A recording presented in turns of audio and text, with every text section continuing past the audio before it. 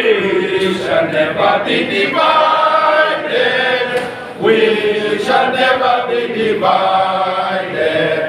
We shall never be divided. For the union makes us strong. Solidarity! Forever! Solidarity! Forever! I'm Dr. George Andima, the Secretary General, Waanza Kisi chapter, and we are here to make the following. We were on strike a few days ago, a few weeks ago, where we were looking at the 2021-2025 National CBA and the other items that the government had taken time to address. Finally, after about 1 week, we had a return to work formula where the government constituted a team or an interministerial team that now said they were going to address our issues. One of the issues that was addressed on a short term was that staff who were in grade 10 to grade 12 were supposed to get a 10% base increment in their salary. Staff who were in 13 up to 15 were to get 7%. And we were supposed to have that money by the end of October. So in our pay slips, that money was supposed to be there this month. But unfortunately and sadly, the government has reneged on its own agreement.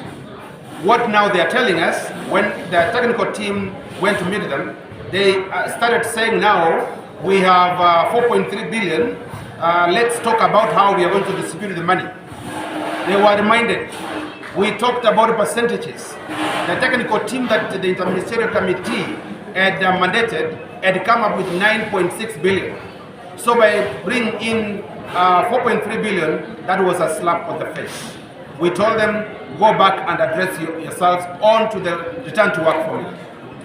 Then they were given a 7-day strike notice that elapsed last night, midnight.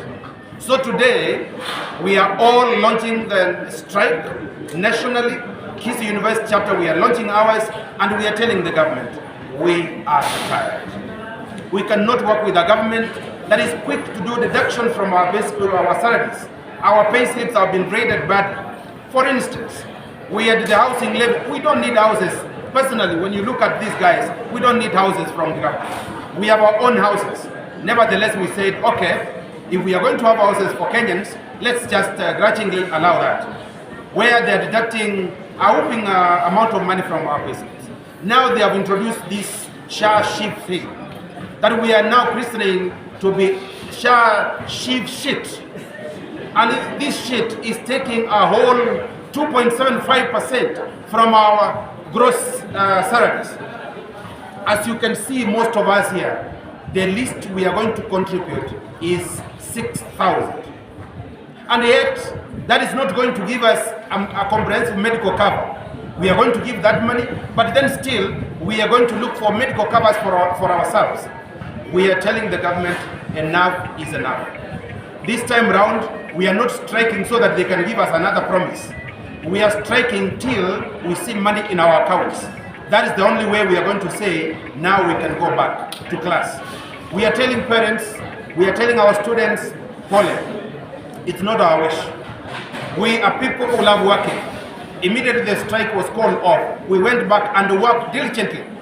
Most of us were really working from 7 up to 7 in the evening, making sure that we cover for what we had lost. But unfortunately, when we have been brought this far, we must say the only thing that's going to take us back to class is either the end of the world or money in our accounts.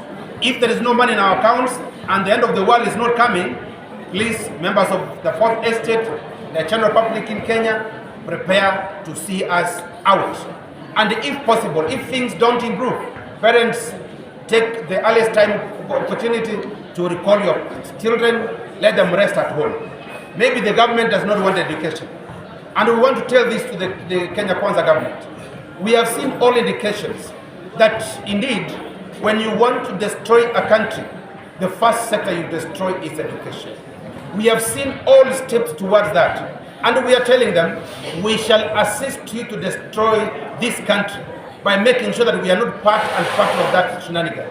So members of the Fourth Estate, that is why we are here. All these hundreds of lecturers here are saying enough is enough. It's either money or the end of the world. Either money or the end of the world. Thank you. Solidarity forever. One of our members.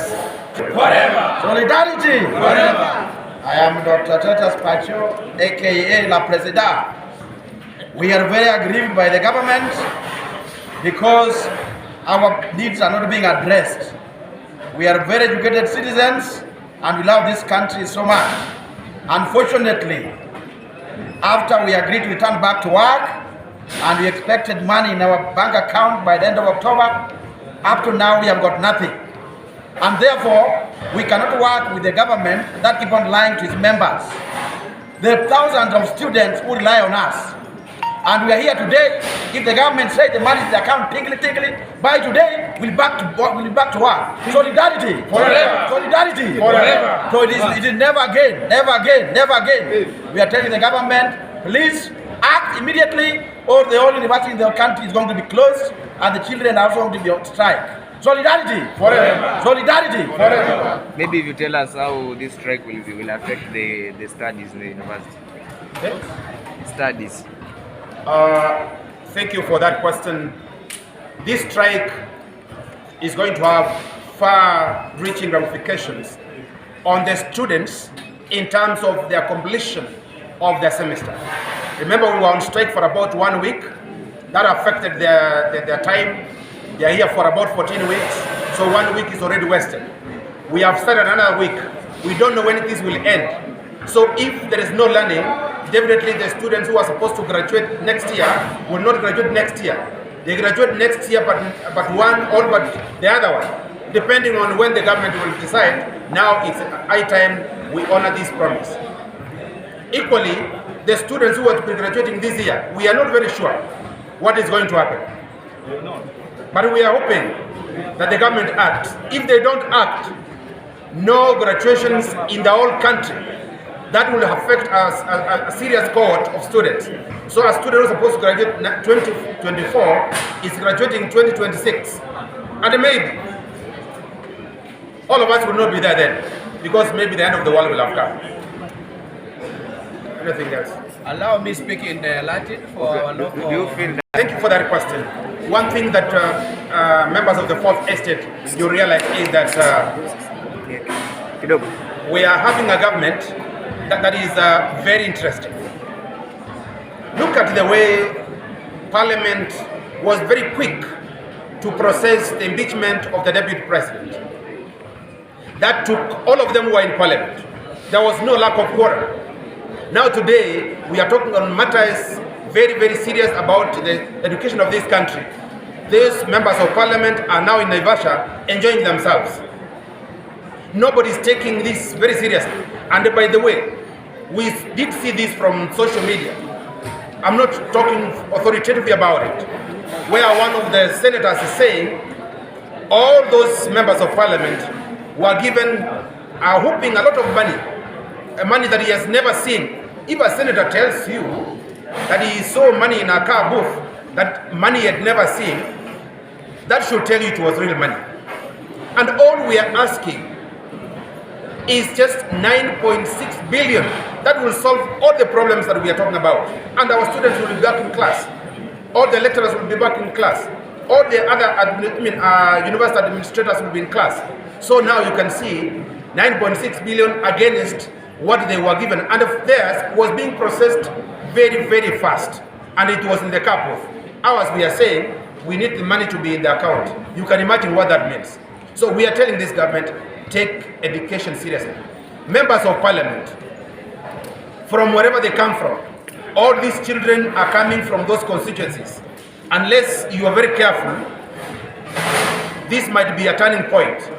You must address the issues of education, issues of health, issues of agriculture, so that we can also feel like we are part and parcel of Kenya. Otherwise, we are like we are not living in this country. Others are living for us. That is where we are saying the academy, where we have Mtu amesoma mpaka amefika ako na degree 2, degree 3, degree 4 ndiye analipwa mshahara 100,000, 1,100. Na yule mwenye atafanya hivyo analipwa mamilioni ambayo yanawekwa kabu. We are saying enough is enough. Our call now is it's either money or the end of the world. Thank you. In Kisii University? In Kisii University we are 310 lecturers. Yes.